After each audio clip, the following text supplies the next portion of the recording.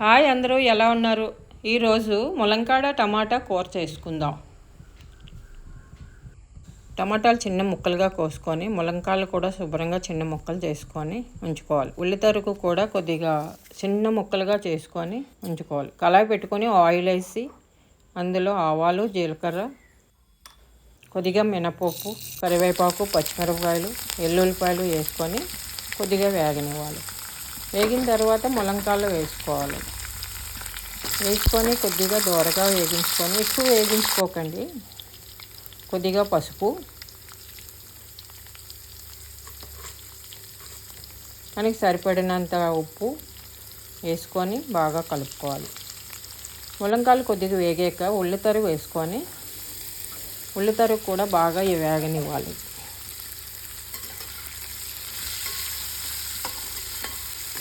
ఉల్లి తరుగు బాగా వేగిపోయిన తర్వాత కొద్దిగా మధ్యలో ఇలా టమాటా ముక్కలు చిన్నవి కోసుకొని అందులో వేసుకోవాలి. ఎందుకు అందులో మధ్యలో వేసుకోవాలి అంటే మగ్గుతాయి అనేసి. ఇప్పుడు టమాటాలు కొద్దిగా గట్టిగా ఉంటున్నాయి, బేగా మెత్తగా పడడం లేదు. అందుకు మధ్యలో అలా పెట్టుకొని ఆ చుట్టూ పైది కొద్దిగా కప్పామంటే కదపకుండా కొద్దిసేపు ప్లేట్ మూత పెట్టి అలా ఉంచామంటే మగ్గిపోతాయి. బాగా మెత్తగా మగ్గాక ఒకసారి కలుపుకొని చూసుకొని బాగా వేగనివ్వాలి. అందులో మీకు సరిపడినంత కారం, కొద్దిగా కారం వేసుకొని మీకు సరిపడినంత కారం వేసుకోండి. టమాటాలు కొద్దిగా పులుపు ఉంటాయి కాబట్టి కొద్దిగా కారం ఎక్కువే పడుతుంది. కొద్దిగా మసాలా పొడి వేసుకొని బాగా కలపండి.